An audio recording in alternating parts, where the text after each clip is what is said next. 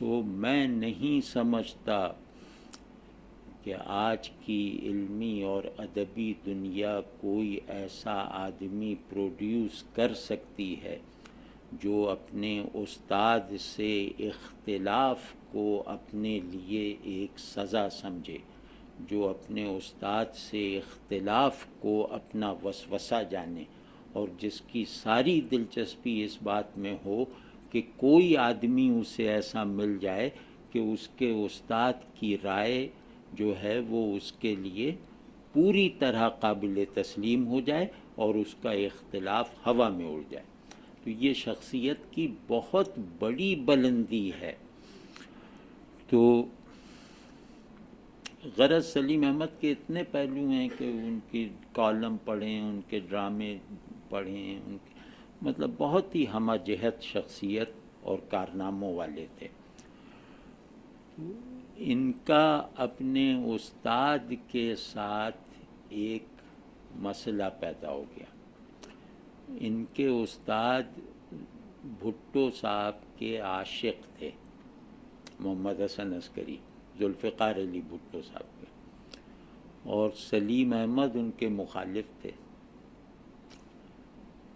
تو عسکری صاحب ذوالفقار علی بھٹو کے لیے اتنے جذباتی تھے کہ انہوں نے ان سے کہہ دیا کہ آئندہ مجھے اپنی صورت نہ دکھانا، اور تحریر میں لکھ دیا کہ آفتاب احمد صاحب ہیں ان کے ایک دوست، ان کو خط میں لکھ دیا کہ سلیم امریکیوں سے پیسہ کھا گیا ہوگا، مطلب توہین کی ایک حد ہوتی ہے، اسے بھی کراس کر لیا۔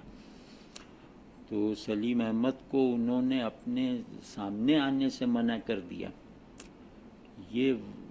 اس سے سلیم احمد کو نروس بریک ڈاؤن ہو گیا۔ وہ نروس بریک ڈاؤن انہیں پہلے بھی ہوا تھا، لیکن اس بات سے انہیں پھر نروس بریک ڈاؤن ہو گیا۔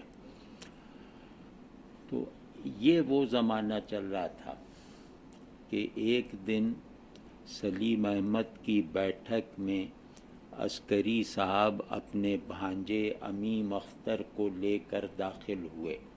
اس وقت سلیم احمد کے ڈرائنگ روم میں کوئی 15 آدمی بیٹھے ہوئے تھے۔ سلیم احمد بہت مجلسی آدمی تھے۔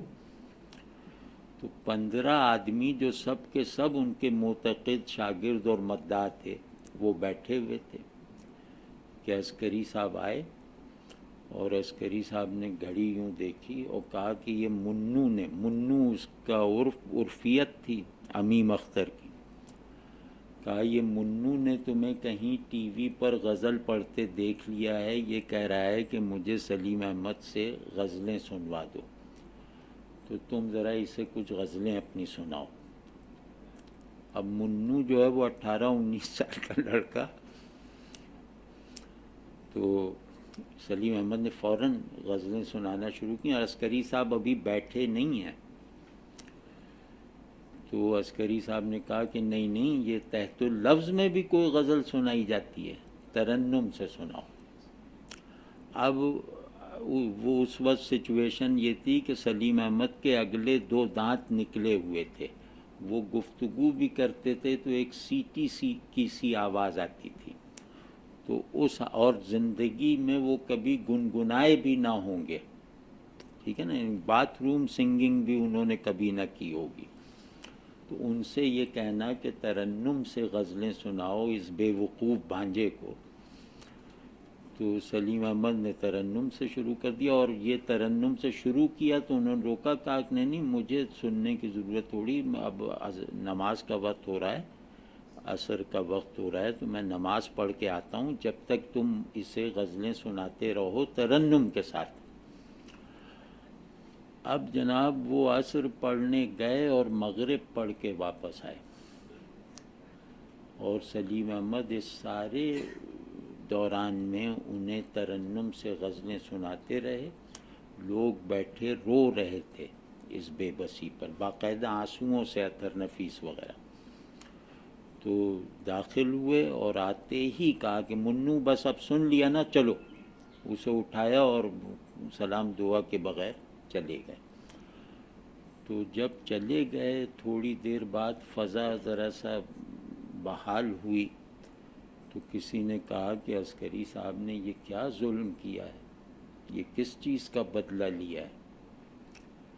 تو سلیم احمد نے انہیں ڈانٹ دیا، کہا کہ خبردار عسکری صاحب کے بارے میں کوئی حرف منہ سے نہ نکلے، وہ میرے سب کچھ ہیں۔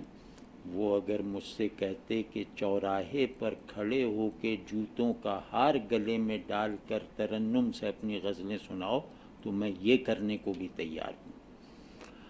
یہ ادب تھا استاد کا ان کے دل میں۔ تو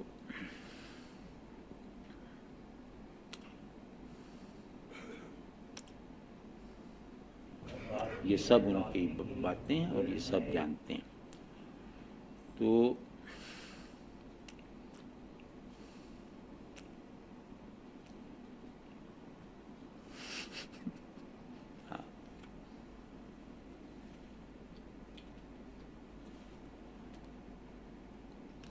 مجھے سن 68 میں، جیسا کہ میں نے عرض کیا کہ میں 9ویں جماعت میں پڑھتا تھا، اب تھوڑا سا غیر واقعاتی انداز کی باتیں کرتے ہیں۔ مجھے فلسفہ پڑھنے کا شوق ہوا، اور اس زمانے میں فلسفہ نہ جاننے والوں پر ایک رعب تھا، اور فلسفے کو گویا علم کی انتہا سمجھنے کا فیشن تھا۔ تو سلیم احمد بہت فلسفہ پڑھتے تھے، تو مجھے بھی شوق ہوا کہ میں بھی فلسفہ پڑھوں۔ تو سلیم بھائی سے میں نے کہا کہ میں فلسفہ پڑھنا چاہتا ہوں، کہاں سے شروع کروں؟ تو انہوں نے کہا کہ کتابوں سے فلسفہ نہیں پڑھا جاتا، استادوں سے پڑھا جاتا ہے۔ تو ہم لوگ چلتے ہیں ڈاکٹر ایم احمد صاحب کے پاس، ان سے درخواست کرتے ہیں، تو میں اور تم دونوں ان کے پاس جایا کریں گے اور پڑھا کریں گے۔ تو ہم دونوں ڈاکٹر ایم احمد صاحب اس زمانے میں جامعہ کراچی میں شعبہ فلسفہ کے سربراہ تھے، اور بہت ہی زبردست فلسفہ داں تھے۔ تو ہم ان کے پاس پہنچے، انتہائی مہذب، انتہائی نستعلیق، انتہائی متواضع آدمی اور صوفی منش آدمی۔ تو انہوں نے کہا کہ ایسا کرو کہ 15 دن میں ول ڈیوراں کی اسٹوری آف فلاسفی پڑھ آؤ، مجھ سے فرمایا، اور اس کے بعد دیکھوں گا کہ تمہیں کہاں سے شروع کروانا ہے۔ تو میں نے اسٹوری آف فلاسفی 5-6 دن ہی میں ختم کی، اور وہ کتاب ظاہر ہے کہ بہت لوگوں نے دیکھی ہے، وہ فلسفے کا پرائمر ہے۔ تو بہت ہی خوبصورت، سہل، سبک اور شگفتہ نثر میں لکھی ہوئی ہے کہ اس کے لیے فلسفے سے تکنیکی اور فنی مناسبت نہ بھی ہو ذہن کو، تو ول ڈیوراں کے قلم میں یہ تاثیر ہے کہ وہ فلسفے کی کشش پیدا کر دیتا ہے، اور یوں لگتا ہے کہ ارے اس کو میں بہت مشکل سمجھتا تھا۔ تو ول ڈیوراں کا کمال یہ ہے کہ وہ آپ کو اس حالت میں لے آتا ہے کہ آپ یہ کہہ اٹھتے ہیں کہ ارے میں تو بلا وجہ اس مسئلے کو مشکل سمجھے بیٹھا تھا۔ یہ ول ڈیوراں کا کمال ہے اس کی تمام کتابوں میں۔ تو 5-7 دن میں پڑھ لی، اور اس کے بعد سلیم بھائی کے پاس گیا تو انہوں نے تو 15 دن کا وقت دیا تھا کہ مجھے آ کے رپورٹ کرو، تو میں تو پڑھ چکا، پہلا امتحان آپ لے لیں۔ تو انہوں نے کچھ چیزیں پوچھیں، کانٹ پہ اس نے کچھ پپتیاں کسی تھیں، اس کے بارے میں پوچھا، یہ وہ، تو وہ میں نے فرفر سنا دی۔ تو ڈاکٹر ایم احمد صاحب کے پاس میں گیا، وہ لے گئے اور کہا کہ اس نے تو فوراً بہت جلدی پڑھ لی ہے، تو اب آپ بتائیے کہ اگلا کیا اقدام کیا جائے۔ تو ایک فقرہ انہوں نے کہا، وہ فقرہ سنانے کے لیے میں نے یہ واقعہ عرض کیا ہے۔ انہوں نے کہا کہ فلسفہ بنے ہوئے ذہن کے ساتھ پڑھنا، ذہن بنانے کے لیے نہ پڑھنا، کیونکہ فلسفے میں ایک اندرونی انتشار اور بے یقینی ہے. اگر اس کو اپنی ذہن کی تعمیر کی ذمہ داری دے دو گے تو تمہارا ذہن منتشر رہ جائے گا. تو بنے ہوئے ذہن کے ساتھ، بنے ہوئے نصب العین کے ساتھ فلسفہ پڑھو گے تو اس نصب العین کی طرف عقلی اور استدلالی پیش رفت کرنے میں تمہیں اس سے مدد ملے گی. لیکن اگر تم خود فلسفے ہی کو مقصود بناؤ گے، تم صرف تصور سازی کے عمل کو اپنے ذہن کا مربی اور کفیل بناؤ گے، تو اس کے نتیجے میں تمہارا ذہن جو ہے وہ پورا استعمال نہیں ہو پائے گا. تو یہ بہت ہی قیمتی بات ہے، اور یہ اتنی مفید بات ہے کہ اس کو میرے خیال میں ہر شعبہ فلسفہ میں ایک عبارت کے طور پر کندہ کرنا چاہیے کہ فلسفہ بنے ہوئے ذہن کا موضوع ہونا چاہیے، ذہن بننے کا وسیلہ نہیں بنانا چاہیے. تو اب آپ سمجھ رہے ہیں نا کہ ان فقروں سے آپ سمجھ سکتے ہیں کہ اس زمانے میں اساتذہ کی سطح کیا ہوگی. تو یہ ایم احمد صاحب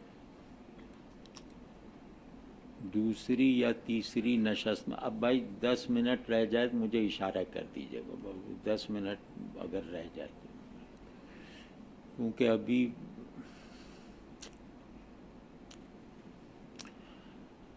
بھائی کیا کہوں، ایک جملہ معترضہ ہے. جملہ معترضہ تو سمجھتے ہوں گے نا، کہ جس کا موضوع سے تعلق بظاہر نہ ہو بباطن ہو. تو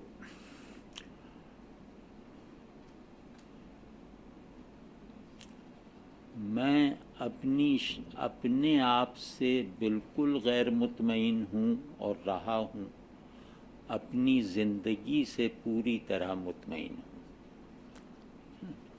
تو یہ ہمارے بڑے لوگوں کی دین ہے، اپنے آپ میں سے بالکل ہی جیسے ایک جھوٹی پیاس کی طرح کی شخصیت ہے.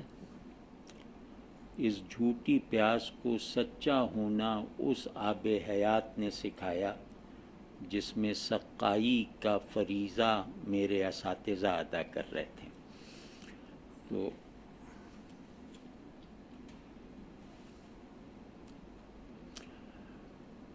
ایم احمد صاحب ایک دن مجھے بابا ذہین شاہ صاحب تاجی کے ہاں لے گئے.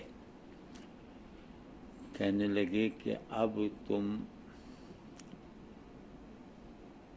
علم کی ماورائے فلسفہ بلندیوں کو دیکھو گے. تو ذہین شاہ صاحب کے ہم گئے، وہ ایک خانقاہ نشین صوفی، اور ابن عربی کی فصوص الحکم کا درس تھا. ایم احمد صاحب ان کے پیر بھائی تھے، لیکن ان کا ادب پیروں کی مریدوں کی طرح کرتے تھے. تو وہاں ہم لوگ گئے، درس شروع ہوا. ذہین شاہ صاحب دیکھنے میں، اب میرا احساس یہ ہے کہ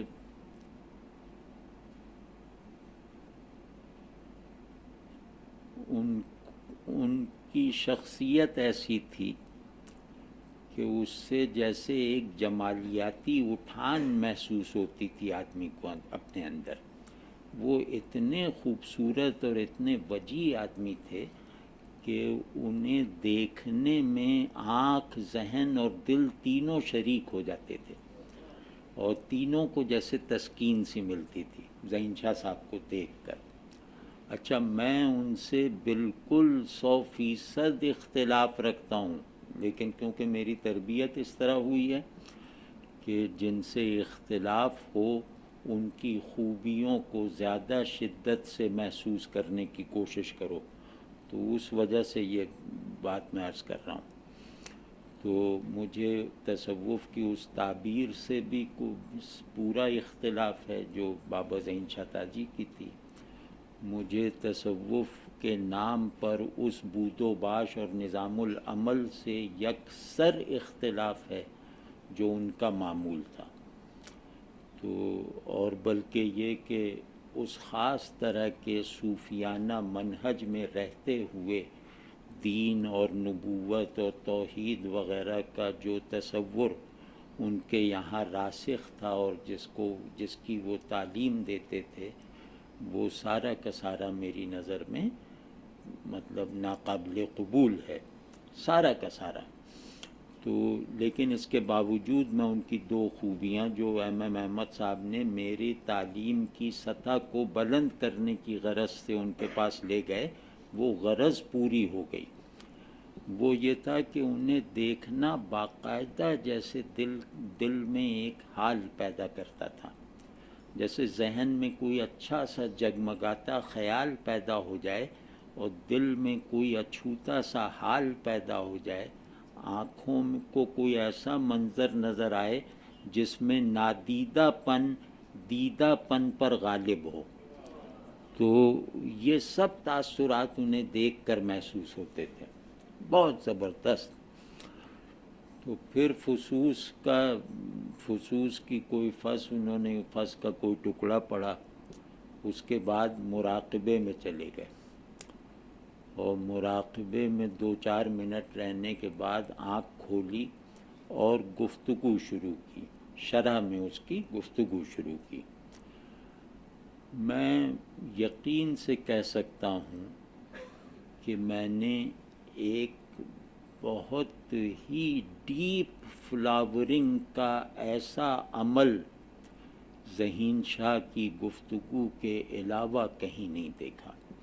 ایسا لگ رہا تھا کہ جیسے ایک طغیانی اندر آئی اور اس طغیانی کو اندر ہی اندر سنبھال کر زبان سے اسے جاری کیا جا رہا ہے.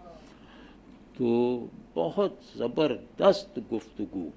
اور گفتگو کا ایک جو لوگ گفتگو کے جنہوں نے بڑے لوگوں کی گفتگو سنی ہو، وہ یہ بات اپنے تجربے سے اس بات کی تصدیق کر سکتے ہیں کہ گفتگو کی تاثیر ذہن کو بائی پاس کر کے بھی ہوتی ہے، اور اس کی وہ تاثیر جس میں ذہن کو مخاطب بنائے بغیر ذہن کی تسکین کر دی جاتی ہے، یہ بہت کمیاب ہنر ہے. تو ذہین شاہ صاحب کی گفتگو اس طرح کی تھی کہ وہ جیسے ذہن کو خیال نہیں فراہم کر رہے، ذہن کو کچھ نئے تصورات کی تفصیل نہیں دے رہے، بلکہ وہ ذہن کو کچھ نئے احوال سے گزار رہے ہیں. تو مجھے زندگی میں پہلا تجربہ ہوا کہ جیسے قلب سیٹ ہے اسٹیٹس کی احوال کی، مجھے ذہین شاہ صاحب کی گفتگو سے پتہ چلا کہ ذہن بھی صاحب حال ہوتا ہے. تو یہ بہت بڑا فائدہ اور جو آگے چل کے بہت زیادہ کام آیا، کیونکہ شعور اپنی بناوٹ میں خیال نہیں ہے، شعور اپنی ساخت میں حال ہے. اور جب تک خیال حال میں کنورٹ نہیں ہوگا، اس وقت تک اس میں شعور میں داخل ہونے کے تمام دروازے نہیں کھلیں گے. تو واضح ہے نہیں بات کہ شعور اپنی ساخت میں حال ہے، خیال نہیں ہے. اس فقرے کو میں نے اخذ کیا ہے ذہین شاہ صاحب کو دیکھتے ہوئے ان کی گفتگو سن کر. تو اس کے نتیجے میں یہ ہوا کہ ایک ذوق تفلسف پیدا ہو گیا. یعنی شوق تفلسف پہلے تھا، ذہین شاہ صاحب کی گفتگو سن کر وہ شوق ذوق میں تبدیل ہو گیا. تو یہاں دل چاہتا ہے کہ شوق اور ذوق کا فرق بھی جو میں جانتا ہوں عرض کروں.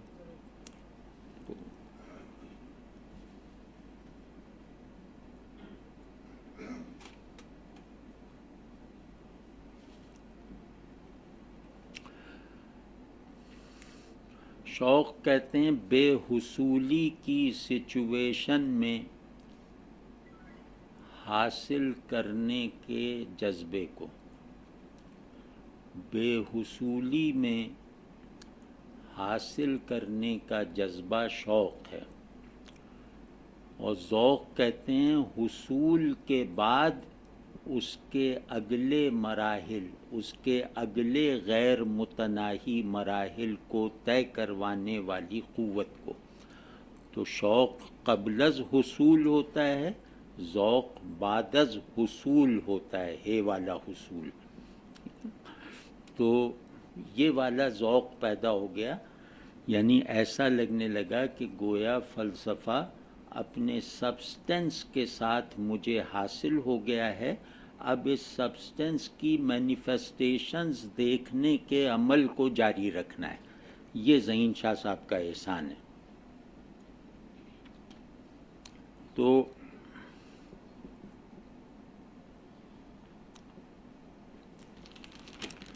ذہین شاہ صاحب بھی پان بہت کھاتے تھے، اور ذہین شاہ صاحب شاعر بہت اچھے تھے. ذہین شاہ صاحب کے 2 شعر سناتا ہوں.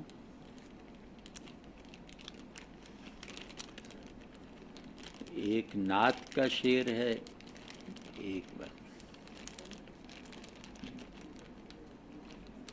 مغرب میں کتنا وقت رہ گیا ہے؟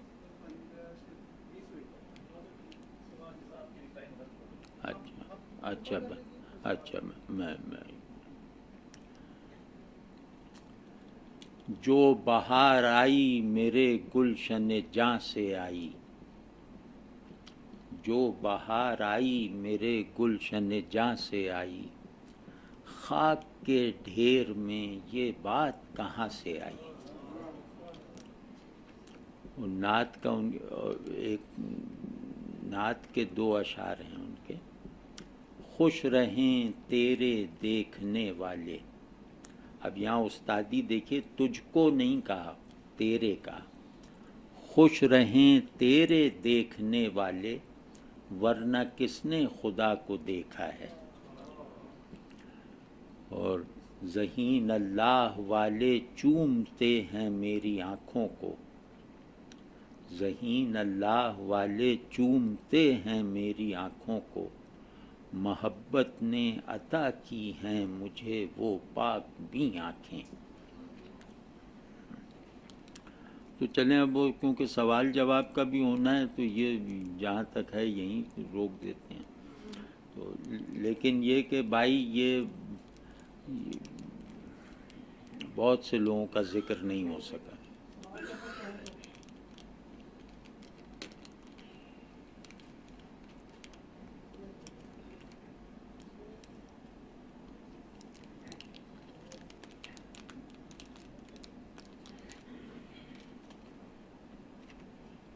السلام علیکم. جی وعلیکم السلام. عام طور پہ تصور تو یہ پایا جاتا ہے کہ جب کوئی اچھا کام کیا جاتا ہے تو اس پہ انکریج کیا جاتا ہے، اور جب کوئی غلطی ہو جائے تو اس پہ کاؤنسلنگ یا ڈانٹ بھی کی جاتی ہے. تو آپ نے ایک اپنے دادا حضور کا واقعہ جب آپ نے دیوار پہ کالی لکیریں لگا دی، اور دوسری طرف جب آپ کے 72 مارچ لیے، اور یہ اس کی بالکل دونوں چیزیں برعکس ہیں، اور آپ نے کہا کہ ان دونوں نے ایک آؤٹ کم جو ہے امپیکٹ ہے وہ بہت مثبت چھوڑا آپ کی زندگی. اس پہ تھوڑی روشنی ڈالیں. بہت اچھے. دادا اگر اس دن مجھے ٹوک دیتے تو لفظ اور کتاب سے میری نسبت ختم ہو جاتی. تو اس اعتبار سے ان کی انکریجمنٹ میرے لیے لفظ اور کتاب سے محبت اور نسبت پیدا کرنے میں بہت ڈیسائسولی معاون ثابت ہوئی. اور یہ واقعہ 5 برس کی عمر کا تھا، اور دوسرا واقعہ 12-14 برس کی عمر کا تھا. تو جب میں بننا چاہتا تھا اس وقت کا وہ واقعہ ہے.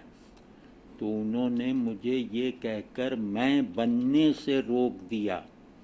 ایک زیادہ پھیلی ہوئی فضا سے ایک دھوئیں میں گھرے ہوئے پنجرے میں قید ہونے سے روک دیا ان کی ڈسکریجمنٹ نے. تو یہ بہت بڑا کام. تو دادا نے مجھے میں بننے کا صحیح راستہ دکھایا اور ابا جان نے میں بننے کے غلط راستے پر قدم رکھنے سے روک دیا.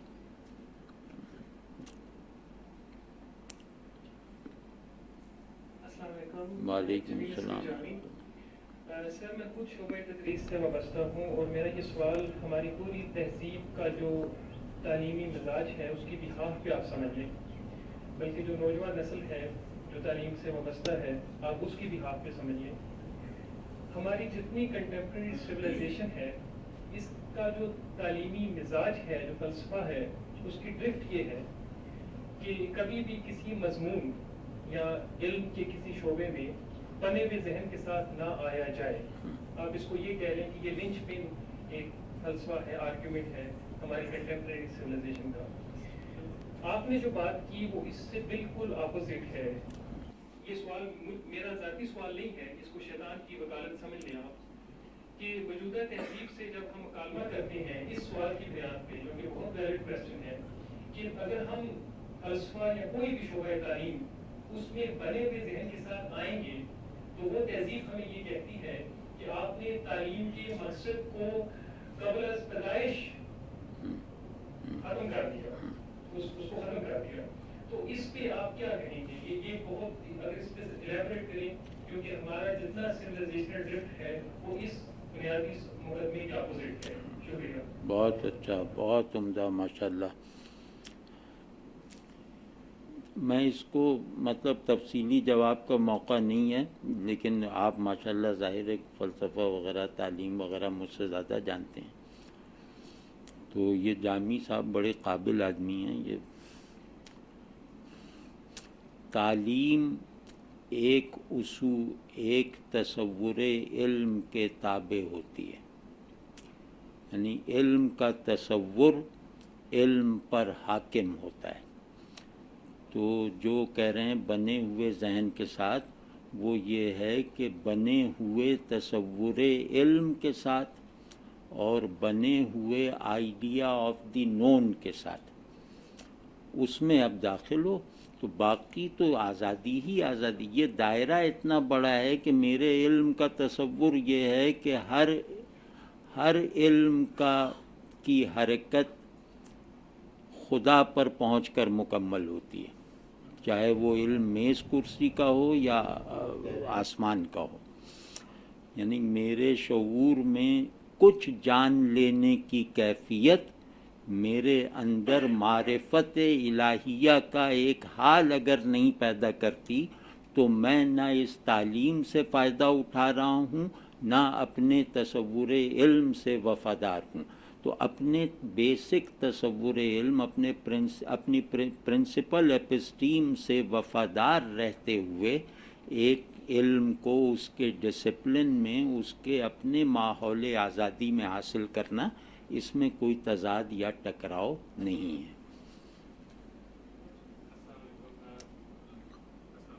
وعلیکم السلام. سر میں یہ جاننا چاہوں گا کہ آپ نے بھی یہی کہا ہے کہ انٹلیکچوئل جس کو ماڈرن لفظ دیا جاتا ہے، تو کوئی بھی شے جب میں پڑھ رہا ہوں یا میں اس کو دیکھ رہا ہوں یا میں اس کو آبزرو کر رہا ہوں، خواہ میں ریشنلزم سے کر رہا ہوں، انٹیوشن سے کر رہا ہوں، کسی نہ کسی حد تک منطق جو ہے بنیادی کردار ادا کر رہی ہوتی ہے. حتیٰ کہ یہ بات کہ میں ذہن کو استعمال نہ کروں تو یہ بھی منطق پہ ہی کھڑی ہو جاتی ہے. تو پھر ذہن کا وہ کون سا حصہ ہے یا وہ کون سے استاد ہیں جو آپ مجھے بتانا چاہیں گے جو منطق سے بالاتر ہو کر کسی شے کو آبزرو کرنے میں مدد دیتے ہیں، اور کیا کوئی ایسا حصہ ذہن کے اندر ہی موجود ہے؟ ہاں بالکل، بہت اچھا، بہت اچھا. اصل میں منطق ذہن کی ورکنگ کا عنوان ہے. منطق کہتے ہیں کازیشن کو. تو کازیشن ذہن کی عادت ہے، چاہے علم کوئی بھی ہو. تو وہ منطق جو ہے وہ یہ والی منطق نہیں ہے، کاپی کی لاجک نہیں ہے. تو ذہن کی ایک انیٹ لاجک ہے جس سے دستبردار ہو کر ذہن کوئی کام نہیں کرتا، ٹھیک ہے، حتیٰ کہ وہ چیزوں کو ایبسرڈائز بھی کرے گا تو اسی لاجک سے کرے گا جس لاجک سے وہ چیزوں کو ریئلائز کر رہا ہے. تو وہ تو ظاہر ہے کہ وہ انیٹ ہے، وہ شعور نام ہے ایک سبسٹنس آف لاجک کا جو باہر سے ڈیٹا حاصل کر کے اس پر حکم لگاتا ہے، ٹھیک ہے نا. اور باقی ہے لاجک ایک علم ہے، ایک فن ہے. وہ لاجک جو ہے وہ ہرگز کسی بھی پہلو سے بائنڈنگ نہیں ہے، یعنی کہ جس میں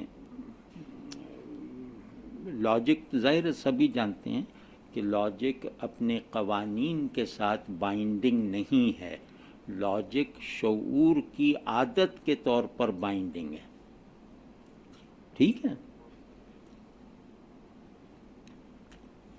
السلام علیکم. جی بات نام ہے میرا. سر میرا سوال بظاہر علمی نہیں ہے، ایک تشنگی سی باقی ہے کہ آپ نے حضرت مولانا ایوب صاحب دہلوی رحمۃ اللہ علیہ کی شخصیت کے بارے میں کوئی جملہ ارشاد بھی کروایا. بھائی وہ وقت کی کمی سے ہے. مولانا ایوب کے بارے میں خاموش رہ کر بھی ہم انہی کے مداحاں ہیں، تو وہ تو مطلب کوئی نہیں، یہ وقت کی کمی ہے. بہت سے لوگوں کا تذکرہ رہ گیا اور بہت سے ایک موضوع بالکل رہ گیا کہ میں کن چیزوں کو مانتا تھا پھر ماننا چھوڑا، یا یہ کہ میں نے شعور کی کن کن لیئرز میں جینا سیکھا، وہ سب رہ گیا. اب مجبوری ہے وقت کی. الوقت سیف، وہ جو دیر و حرم آئی نئے تکرار تمنا، واماندگی شوق تراشے ہے پناہیں. یہ شعر بہت خوبصورت ہے اور مطلب بلند ترین جمالیاتی معیار کو چھوتا ہے، لیکن جمالیات کا معاملہ یا شاعری کا معاملہ یہ ہے کہ اس میں جہالت بھی خوبصورت ہوتی ہے. اگر ایک بڑا شاعر کوئی جاہلانہ بات بھی کہے تو اسے خوبصورت بنانے کی قدرت رکھتا ہے. تو اس شعر کا جو کانٹینٹ ہے وہ میننگ لیس ہے، یا مطلب اس بات کا شاہد ہے کہ غالب دیر و حرم کو اس کی صورت و حقیقت کے ساتھ نہیں جانتے تھے، کیونکہ دیر و حرم کیا ہیں اس سے وابستہ کئی ڈسپلنز آف نالج ہیں. تو کسی بھی ڈسپلن آف نالج میں دیر و حرم کو آئینۂ تکرار تمنا کہنے کی گنجائش نہیں ہے. مطلب غالب یہ کہہ رہے ہیں کہ خدا معدوم ہے، لیکن اس کی تمنا نے اسے ہمارے اندر موجود بنا رکھا ہے. ہمارے اندر موجودیت کی اس کی یہ تمنا دیر و حرم میں ریفلیکٹ ہو کر ان کو دیر و حرم یعنی خدا کا گھر بناتی ہے. تو شعر بہت خوبصورت ہے.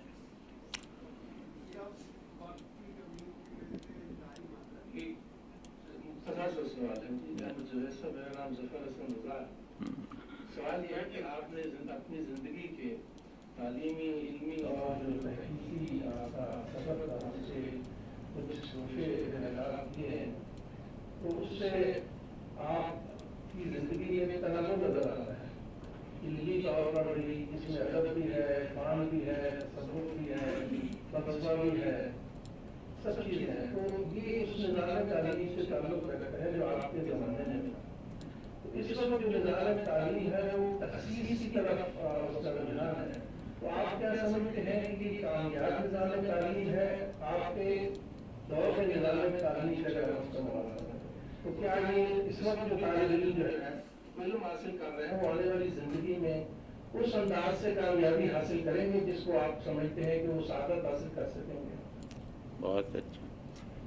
اگر مختصر جواب کی مجھے اجازت ہو تو میں سمجھتا ہوں کہ نہیں. اسپیشلائزیشن تعلیم کا پر ایک جبر تو ہو سکتا ہے، بعض پہلوؤں سے یہ ایک مجبوری تو ہو سکتی ہے، لیکن اسپیشلائزیشن تعلیم کا لازمہ نہیں ہو سکتا، اور نہ اسے بننا چاہیے، ورنہ ہر آدمی، ہر شخصیت ادھورا دماغ بن کر رہ جائے گی۔ السلام علیکم۔ وعلیکم السلام۔ السلام علیکم۔ میں آپ سے صرف مختصر سی دو باتیں جاننا چاہوں گا۔ پہلا یہ تعلیم جو آپ کی اپنی زندگی میں جو آپ نے پڑھا قرآن کے علاوہ کون سی ایسی کتاب ہے جس سے آپ بہت زیادہ متاثر ہوئے اور دوسرا پوری ہماری جو ہسٹری ہے اس سے کون سی شخصیت ہے جس سے آپ بہت زیادہ متاثر ہوئے؟ بہت عمدہ کتاب ہے دیوان شمس۔ دیوان شمس مطلب بس کیا بتاؤں، دیوان شمس جو ہے وہ جذب کا کارخانہ اور ہوش کی کارگاہ ہے۔ تو میں دیوان شمس سے ایک دو دن سے زیادہ دور نہیں رہ سکتا آج بھی، تو وہ ہے کتاب۔ تو اور کیونکہ شخصیت سے مطلب میں یہ لے رہا ہوں کہ ہم اپنی جو مسلمہ طور پر مقدس شخصیات ہیں ان سے الگ نیچے اتر کے شخصیت کو دیکھیں، تو وہ ہیں غزالی۔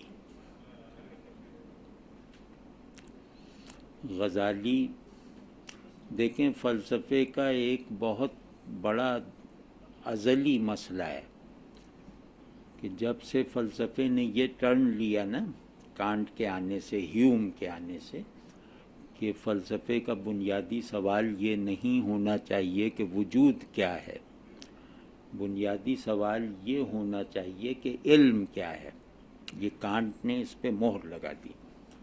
تو اب اس کے بعد کا سارا فلسفہ ایک ہیگل کو نکال کے، ہیگل نے وجود کیا ہے کو مرکز میں رکھنے کی کوشش کی، بہت گرینڈ کوشش کی، لیکن وہ اپنا کوئی دبستان نہیں پیدا کر سکا۔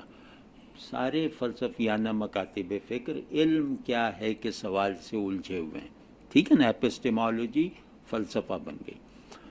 تو یہ فلسفے کا بنیادی ترین مسائل میں سے ایک مسئلہ یہ ہے کہ شعور اور وجود کی آئیڈینٹی کو کیسے دریافت کیا جائے، شعور اور وجود کی عینیت اور وحدت کو کیسے ڈھونڈا جائے۔ تو میرے خیال میں ہمارے غزالی جو ہیں ان کی ذات میں بھی شعور اور وجود کی عینیت کار فرما ہے، ان کے کاموں میں تو ہے ہی، ان کی ذات میں بھی جیسے لگتا ہے کہ شعور اور وجود مکمل ہو کر ایک ہو گئے ہیں، ایک سبلیمٹی اور ایک ٹرانسینڈنس کے ساتھ۔ یہ بہت بڑی بات ہے، یعنی کہ غزالی کو ابھی اس نظر سے نہیں دیکھا گیا کہ غزالی نے ریلیجس میٹا فزکس کا سب سے سیف سبسٹنس فراہم کیا ہے۔ ابھی غزالی کا اس پہلو سے مطالعہ ہم پر قرض ہے کہ میٹا فزکس میں ریلیجس گاڈ اور ایک ریلیجس سسٹم آف کریشن کو ثابت کرنا، یہ ضرورت صرف غزالی نے پوری کی، آگے چل کے یہ ضرورت کسی کے شعور میں نہیں آئی۔